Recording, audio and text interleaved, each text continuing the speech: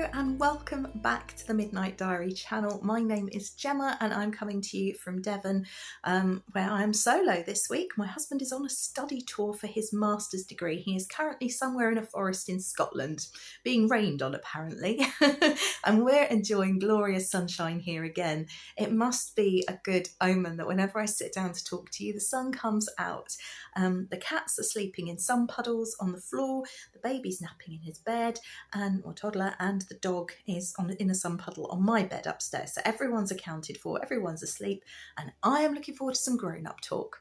I've learnt from last time, I'm not sat on the sofa. I have claimed the armchair for myself, so we won't have as many jumping around camera angles as last time. So how are you? Have you had a good week? It's really lovely to welcome back returning viewers, but oh my giddy aunt, can we talk about all you lovely new folk that have showed up and subscribed? I'm not entirely sure what's happened in the last week, but my last episode went, for me anyway, kind of viral. The word viral always fascinates me. It's like, because virus you don't actually associate with anything positive, but to go viral is considered to be a good thing. And I know in the grand scheme of things, 1,500 views is a teeny tiny drop in the ocean of YouTube. But for me, that's pretty cool. But then you've got the virus shawl in crochet, and every man, his dog and his iguana's crocheted one of those. I was actually talking to someone who came into the cafe I work at just last week. I was serving her, taking her order, and I went, hang on, that's a virus shawl. It's so beautiful. Can I see it? And she's like, oh, yes. And like all the people around us were like, what's going on? She's whipping off this shawl, and we're talking about, gradient yarns and whether or not I should actually crochet one. And apparently I should. So we'll see what happens with that one. So yes, there's two very good virus things. All that to say, I'm a little bit overwhelmed and slightly bewildered and a little bit giddy, in case you can't tell, that I've had so many views on that last video. I don't tend to look at these things and track them much because A, I'd go mad, and B, that's not why I do it. But to have 100 new subscribers just in the past week is phenomenal because, as I've said before, and long-time viewers of the podcast will know this, there are so many creative podcasts out there, so many, and they're all wonderful and it's inspiring. And honestly, you could watch a different one every day of the year, every hour of the day, every day of the year, probably for 5 years and not get through all of them, like every channel. So it's a huge compliment that you would actually choose to subscribe and want me to pop up in your feed again. So here I am, I'm back. So yeah, welcome. Thank you very much. Right, so as I've said before, I've been starting to mix things up this year. I'm moving away from the standard video podcast format, which was regularly irregular, partly because we don't always create a steady pace. Life happens and you don't always have content to talk about every week. I don't always have finished objects every week. But this year I'm all about chasing the joy and doing things that I really enjoy and talking about things that I'm excited about. So we've had a bit of a mix of videos on the channel, and this week is a bit of a chatty one. I've got some projects to show you, but the whole focus is the things I'm really excited about in the crafting world at the moment, and exciting things that are happening to me. If that's not too egotistical, I'm really keen to share them with you. There's a little clue behind you here, if you can see that, this lovely book here. So today we're going to be talking works in progress, books, what happens when you hit a creative slump, and all that good stuff. I just had to pause because my younger cat has decided he wants the sun puddle that my older cat is currently in, and so has tried to bully him out of it. So there was lots of like furry sounds, if you know what I mean, and like murder mittens batting each other and Archie's bell jingling. So I just paused for a moment. So anyway, right, okay, exciting things. I'm going to start by talking about socks. Let's talk about new pattern releases. So one of my works in progress, which was just a cuff last week, is now actually most of a sock, or a sock and a heel flap. This is a test knit for Cat Crafty Knits. It's the Over the Ocean socks to go with the Over the Ocean sweater that I tested before. And I'm using my Song of the Sea colourway, which seems quite fitting. I've stalled a little bit because I'm struggling a little bit with the fit. Mathematically, should work absolutely fine for the measurements and the gauge, etc. I tried it on my son and he wanted to take it off. He felt it was too small. So I'm just wondering, I've carried on, and I'm going to give it a really good aggressive blocking when I finish the sock and try it again and see how it is. But Robin loves his socks and he loves hand knit socks, so hopefully this will work out okay. But here it is. It is a really beautiful and completely lacking in focus. It's an all over slip stitch cable. I shared a little bit about that last time. You do it entirely without a cable needle. I'll see if I can put in the footage from before and talk about it. Now, the right leaning slip stitch cable things are slightly more fiddly, because certainly the way I do it, I pinch the stitch behind and then slip and then knit into it. But I got into the swing of it quite quickly with the sweater. With the left leaning, it's super easy. You just literally knit into the back of the second stitch and then slip the first, and they just swap themselves over like that. It's really, really easy. And once you get into it, it's fine.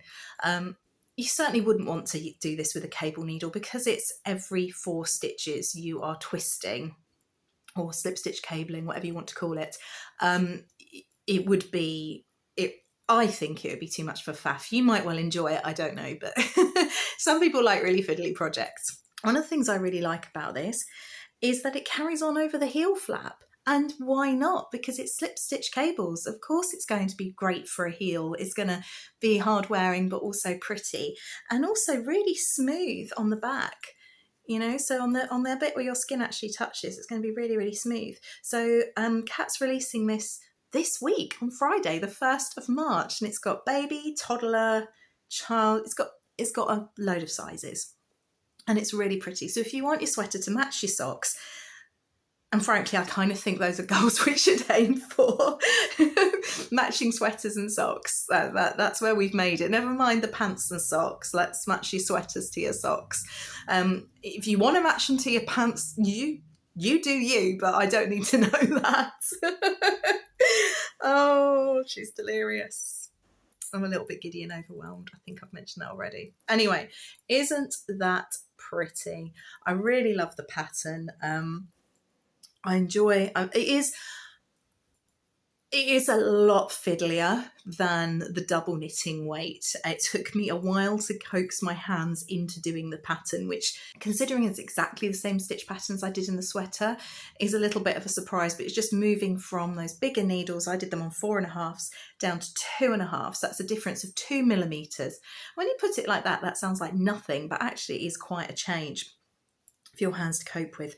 But I am flying along with it now, and as I say, working down the heel flap. So that's something exciting in the yarn world that I've experienced. So 2 new designs. The Over the Ocean sweater is out. Kat actually just finished her adult size, ready for Unravel. She went to Unravel Festival this weekend. Did any of you go? Did you have a nice time? I didn't go this year because it's not near me anymore. And so that'll be coming soon, and those socks. So socks are something that's really got me excited this week. Something that I've become involved in, that you can become involved in too if you like. That I'm really excited about is 52 weeks of socks. There's actually a new 52 weeks of socks knit along group on Facebook. Since leaving the Yarn Dispensary behind, so you might not know, I used to run a yarn shop for a really lovely couple who owned it, and it's a shop in Faversham in Kent called the Yarn Dispensary. It's an amazing place. It really is, and continues to be. Although I've left it behind, it is continuing and it is fantastic. And it's just, if you ever get the chance to go and visit it. You won't regret it. It's the most beautiful town, the most beautiful building, the warmest welcome, incredible yarns, 2 rooms of beautiful, beautiful yarns. Anyway, I'm not going to get emotional. But I've had more time to get involved in other things. And one of the things I've kind of missed is being part of a yarny community. And I've got a little bit more involved in social media in various yarn groups. And it's quite funny because I have a friend, Tracy, who was my head of department at the 3rd school I ever taught at. And And she's a very, very keen knitter. She's been knitting all her life, like me. And it's really funny because in every group I've joined, she's in there. It's like, hi, how are you doing?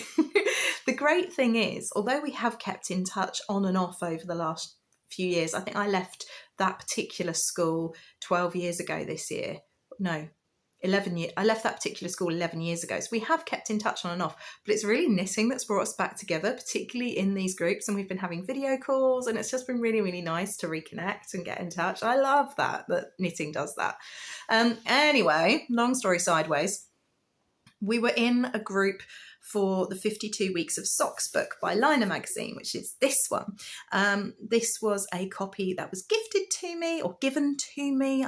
Gifted isn't really a thing, is it? It was given to me by Search Press Books, more on them later, when I was running the Yarn Dispensary. And it's something that I absolutely love looking at. It's by Laine Publishing, so they're an independent publishers. And they've got 52 Weeks of Shawls, and they've got 52 Weeks of Socks Volume 2, and I think there's a 52 Weeks of Accessories now as well. But this group, it's a very big group on Facebook, and Tracy hit upon the idea of like building the kind of community within it by doing knit-alongs. So each month they'd pick a pattern to knit along together. It doesn't matter if you've already knit it. You don't have to knit it again if you don't want to, or if you're halfway through, it doesn't matter. It was just a bit of fun and a bit of interest, and it really, oh my goodness, it got legs. And there was requests for a standalone knit-along group, which has now been set up. Tracy's moderator. And I'm in that group as well. And I've been picked as a group expert. So how's that? So I'm getting that sense of community. I'm really inspired to make socks, because I don't know if this happens to any of you, but I have had this book for a long time and I've only attempted to knit one pair out of it so far. And it's not because I don't want to. It's not because they're not pretty. I just haven't got round to it. I've just been looking at the beautiful patterns and leaving it at that. So I'm really excited to be part of this. And also being a group expert means it's my role to help people with their questions. So I've already helped with figuring out a chart for people who are new to reading charts, and talking about yarn choices and what you can go with if you don't want to use wool, if you're sensitive to lanolin, and other alternatives for sock yarn. And I'm absolutely loving seeing everybody's socks, seeing the inspiration and being part of it. And you can be part of it too. If you have the book, or you want to get the book, you want to do the knit-alongs, then join us. I'll put the link in for the Facebook group down below. It is a private group. You will have to answer some questions, but that's a nice, safe place. That's the key thing. So 52 Weeks of Socks. And the the sock for March is Vervain, which is a really beautiful lace sock. Not going to lie, tiny bit intimidated by it, but it's also named for, it's also the name of plant verbena, which is renowned for its healing properties. So that feels really kind of appropriate. As I don't know about you, but knitting and crochet, crafting in general, I find it to be a great healer. It gets you through all sorts, doesn't it? All sorts of stress and worry, and it brings people together as a community. It can do. I mean, obviously it can do the opposite as well, like everything, but that's what I find. So I'm really excited by that. So let's segue onto a new cast on. I've got a new cast on this week. I selected from my spring basket. I don't know why I'm doing that with my hands, because it is out of shot, but you just have to trust me that my beautiful spring basket is there. Now it looks a bit squiffy because I let my beginners have at it at the weekend, and I'll tell you a bit about that in a moment. I taught a beginner class in something at the weekend, so it looks a bit squiffy, so you have to bear with me, but anyway, here we are. So this is Grainbow by Fibre Punk. It is a self-striping sock yarn. I'm just going to pull the ball band out the middle. I think it was Roz's stroke of genius putting the ball bands in the middle of the cakes. Amazing. So it's Super Stripes Grainbow, 75% non-mulesing superwash merino and 25% nylon, 400 metres approximately. And that's his ball band. So Marcus is an indie dyer based in Glasgow. He specialises in self-striping unusual colour combinations. And this one is even more unusual because although it's a self-striping, it's not solid bands of colour. Honestly, there's so much work that goes into this. First of all, the whole thing's dyed a pale grey, and then he has to go back, wind the skein again to get the correct lengths to then dye the colours. But he's not dyed the colours solid either. They're kind of speckly. There we are. So you can clearly see, although it's kind of diluted in the rib, the stripes of colour coming through. There we are. You have to contort your hands into really weird positions, don't you? And look how pretty it is in the cables. There's an element of there's an element in which self-striping yarns can sometimes be problematic in the sense that depending how stripy they are, other patterns can be lost within them. It's the same as with heavily variegated yarns.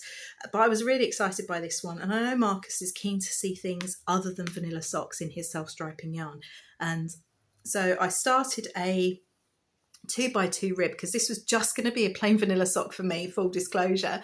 And then this group happened and I thought, well, I should really knit from the book, shouldn't I? Oh, how exciting. So I flicked through and it took me absolutely ages to find a 2x2 rib because I wasn't redoing the rib. I actually spent longer finding a pattern than it probably would have taken me to take the thing out and just redo it in a 1x1 or whatever was called for these patterns. But hey ho, I'm nothing if not stubborn.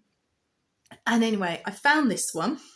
It's a really pretty pattern called Lurik. So as you can see, it's mostly rib with some cable just at the top. It kind of wraps around, almost like a spiral around the foot. So pretty. I really like it. And the cables are standing out really beautifully. I think it really, really works in the self-striping. It looks a little bit squiffy, as I say, because I was teaching a beginner's course at the weekend. I was teaching Introduction to Knitting in the Round. I used to teach a lot at the Yarn Dispensary, and obviously with the move to Devon and not being linked to a yarn shop anymore, I thought I'd left all that behind. I didn't dream that I'd be in a position where I'd be teaching again so soon in yarn shops. It's very exciting. And so I taught at Wool on the X, and I share a lot about that shop in a yarn shop tour video, which I will link down below or up there, or you can go and find it. It's about 4 videos ago. And they invited me to teach an Introduction to Knitting in the Round. My courses tend to be skills-based. Wow. And didn't only sell out really quickly, but there was a waiting list. So I've actually been invited to teach there again. So there'll be another Introduction to Knitting in the Round course in May. So if you are in the Exeter area of Devon or fancy a trip to Exeter and you fancy learning to knit in the round, with yours truly, although I'm sure if you're watching this you could probably already do it, then do check out their website a bit later on. I will let you know when the date has been confirmed and when it's live on their website. So anyway, I let them play on, because we were working with chunky yarns and chunky in the round, but I let them play with my socks, both on the 2 circulars and the magic loop. So these ones you'll notice are being done on 2 circulars, and this one is being done magic loop. So I told them, please don't worry about the pattern, because they're, oh, it's cables. So don't worry about it, just knit. And so I've now got a big stretch of stocking stitch where 5 different ladies have played with it. So I need to take it back. But I'm really enjoying it. I'm feeling really inspired and excited to cast on new things. So that's my first new cast on. Last week I had 5 finished objects. This week I've barely crafted at all. And it's only been the last 2 days that my husband's been away, so I can't even blame the fact that I've got a toddler wearing me out, although I am stumbling into bed not long after him at the moment. I think what it was I had so much fun with those projects that I just felt a bit lost. A little bit of a project hangover. Do you know what I mean? Have you ever had that, where you've enjoyed a project so much and then it's done and you're like, well, what now? And nothing seems to really appeal. I'm not short of works in progress. If you're new here, I've got quite a few. That's my MO. So if you are one of these people that finds it very stressful when people work on more than one thing or more than 3 things at once, then or you expect to see things finish very quickly, think again. It's not going to happen. I think at the last count I've got 23 works in progress at the moment. That doesn't stress me out. They're just, some of them in long-term hibernation, and I'm just not feeling inspired to work on them. So after some thought, I think the answer is going to be to cast on something new. But let me show you a little bit of crochet now, something that has been keeping me going where I've been in this kind of creative slump, my project hangover. Ta-da! So this is, about to start unravelling itself. Okay, it's caught on a cat hair, so we're fine. So this is my granny stripe blanket, and it's a bit of a tale of woe, but also a tale of joy. So bear with me. Lucy of Attic24, she is a blogger, and she releases free patterns on her blog very regularly. She has at least one new blanket a year, and there are blanket packs for it, and there's a make along. Her patterns are beautifully written with photographs, diagrams. They're very accessible. Some years ago, she released the Granny Stripe pattern, and every man, his dog and his iguana started making one of these because they are perfect scrap and leftover projects. And back in 2019, Marcus and I, Fibre Punk, decided to do a mini swap because advent calendars were out of reach for both of us, and we thought it'd be fun to swap minis together. Marcus has actually finished his granny stripe. I have not, because I don't know if you can tell, but it's quite wide. You start with a chain. Now you can do the chainless foundation row, but I started with the foundation chain, and I chained 350, which was about the number that Jude said he'd used on his podcast. I looked at it, I thought this is way too small. I want it to cover a double bed. So I kept going until I thought it was big enough. Turns out your chain grows when you crochet into it. Turns out it's a little bit wider than you first thought. 7.5 feet wide. I've said this before, but I wanted a blanket that fit over the bed that my husband and I could both use without fighting over it.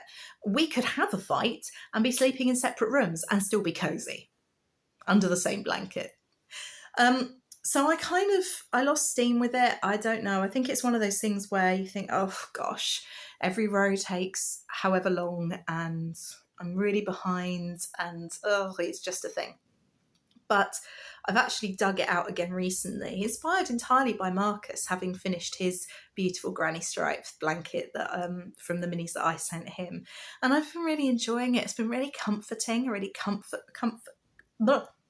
a comfort food project, but with crochet. It's soothing, it's mindless, I'm having fun because I made a magic knot ball, so it's all going from one colour to the next seamlessly. I'm not having to choose, it's just a lovely, big, squishy surprise. Now, I actually timed myself doing a row last week, and it took 36 minutes. I then worked out that for it to be as long as I needed it, I had another, 90 rows to go? No, more than that. 270 rows to go. And it's going to take me approximately 136 hours more work to get this finished.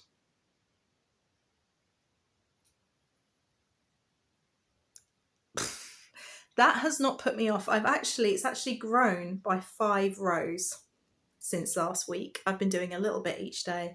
It's been my comfort thing. When I'm tired, I can't be bothered to think about what to do, I've been reaching for this, and it's lovely. What is your comfort food craft project? Let me know below. I would love to know. Oh, it's so squishy. So I've come to the conclusion that I've just got to give myself permission to cast on something new. A lot of the things I've made recently have been new cast-ons.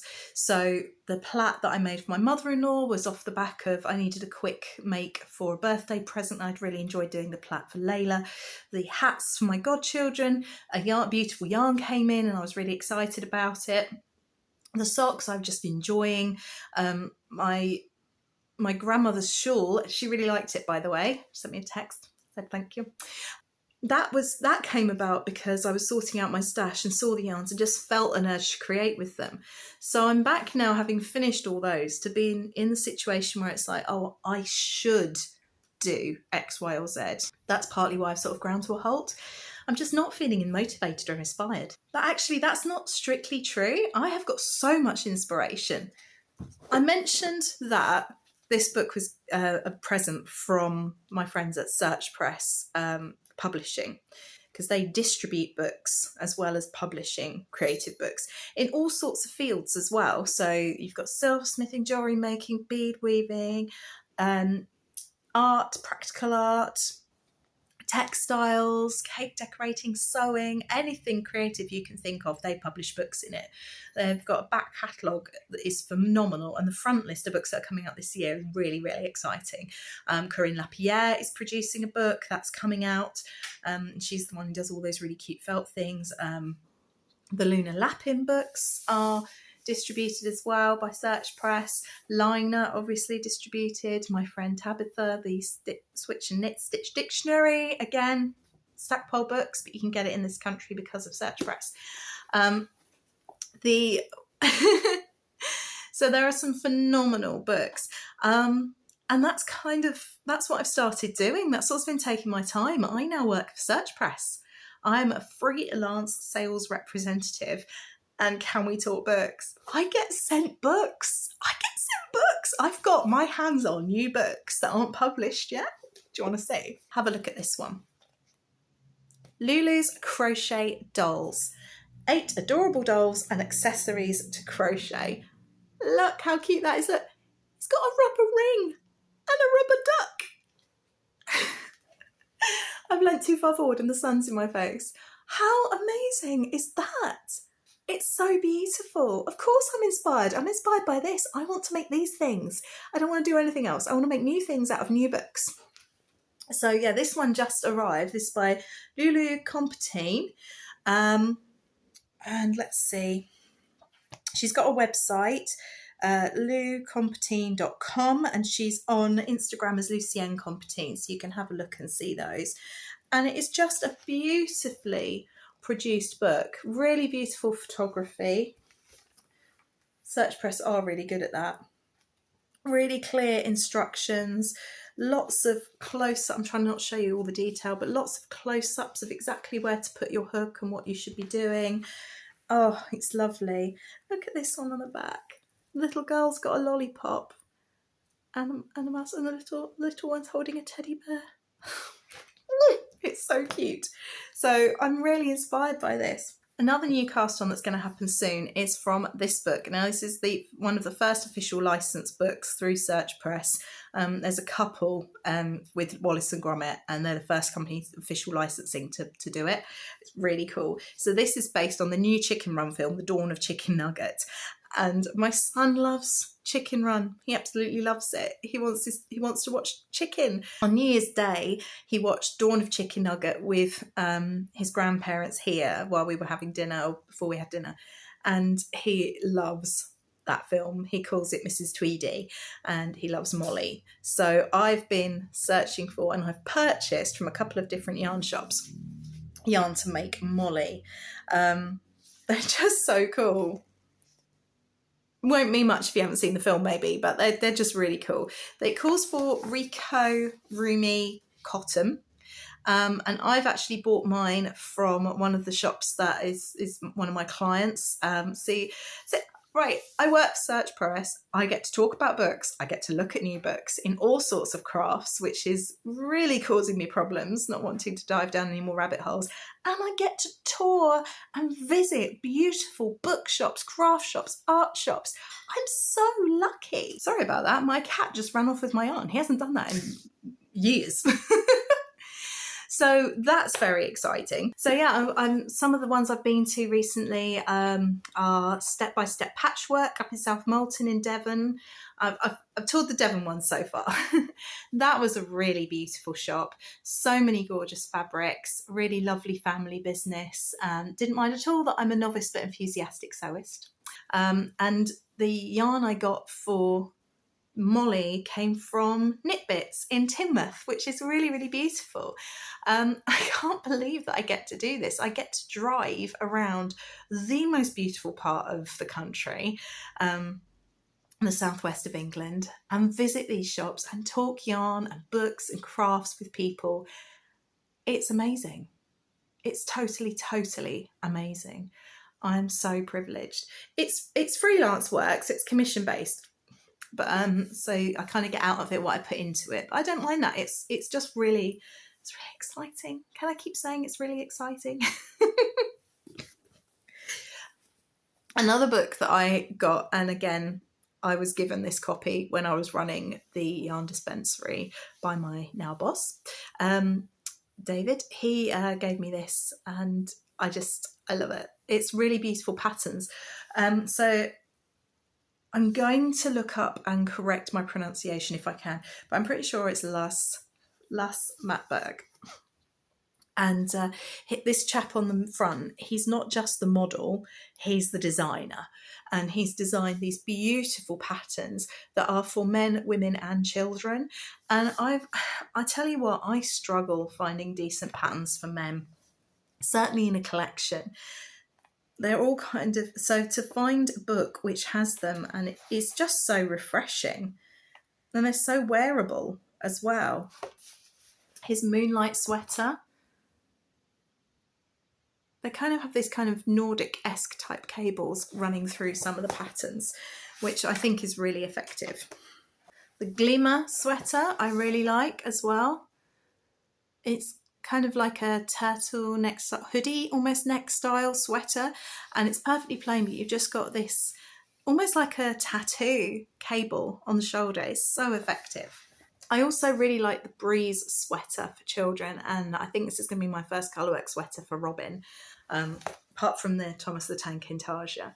And this is exactly what I'm talking about. I haven't painted in years, but the idea of painting watercolour flowers, and there's another one that's translucent watercolour flowers, it's just incredible. I'm really having my eyes open creatively. So yeah, I'm really excited by that. But look at this one. This just arrived this week, a year of granny squares.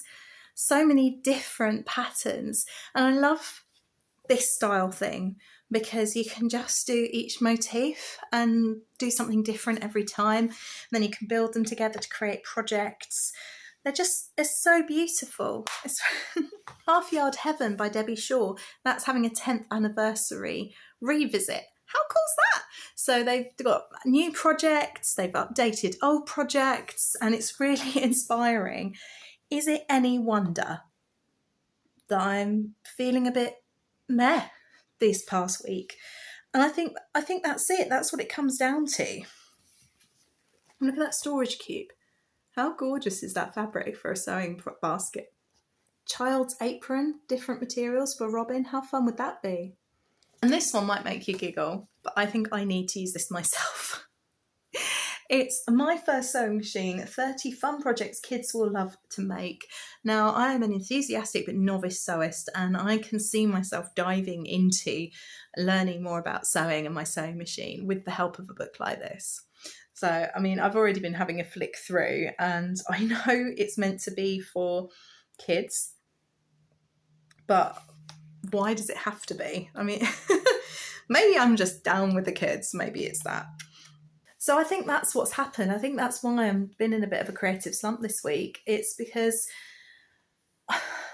I need to give myself permission to just go for it and to cast on the new things and follow the joy, which was my whole point about this year. It wasn't to have any New Year's resolutions or make it a certain way or put myself under any pressure, but just follow where I want to go creatively, which I know sounds a bit wishy-washy, but yeah. The upshot is I'm really excited. What are you excited about this year? What are you finding joy in making? Do let me know below. I hope that this has been okay, sharing some of the things that I'm excited about with you. I know it's a little bit different. Had a few projects peppered in along the way, and there's going to be a few new cast-ons coming soon, I'm sure. This one's calling to me at the moment. It's James C. Brett Marble, and it was a gift from a lady I taught some classes to at the Yarn Dispensary. Am I holding? Let's try that. James C. Brett Marble. It's machine washable. It's 100% acrylic. I want to do something oversized and cozy with it, but I'm not sure about how the fabric's going to knit up. I know the answer is to swatch, but have you got any suggestions for good patterns I can make with that? I've got quite a lot. They're 200-gram balls. I've got enough to make a garment, put it that way. So yeah, let me know what you think I should do with that. So yeah, I hope this has been okay, sharing what I've been up to, what I'm interested in and what's exciting me at the moment. With regards to the Midnight Diary, I said I'd talk a little bit about that. So I do have a hand-dyed yarn company, and that was what I was doing. I was designing patterns, I was teaching classes in hand-dyeing yarn. I do want to get back into the hand-dyeing, but since moving here, I've been thinking a lot about it, and I want to do it in a much more kind of organic way, a way that suits me. The whole point of this move was to spend time with my family, to spend time with my son. And so I've decided there'll be no regular shop updates. I'm not going to put myself under any pressure. I'm going to be accepting opportunities that come my way from local yarn shops in terms of teaching, in terms of wholesale orders for the yarn, and there may be some special one-off boxes as well. I've streamlined everything, website's gone, Payhip's still going to be there, and Ravelry for selling my patterns. But I'm going to be looking at possibly a Facebook shop or Etsy for selling yarn boxes if I decide to do them later in the year. At the moment, I'm just very excited to share I've got a collaboration coming up with Perlerow in Grantham in Lincolnshire. The lovely Lucy approached me and asked if I would be interested in being part of the Say Hello To. So the Say Hello To club is a way of introducing customers at the shop to new yarns and new indie dyers. And so what I need to do is provide 10 different colourways, which will then be turned into minis and sent off to lucky recipients, or be sent off to the customers who choose the Say Hello To box.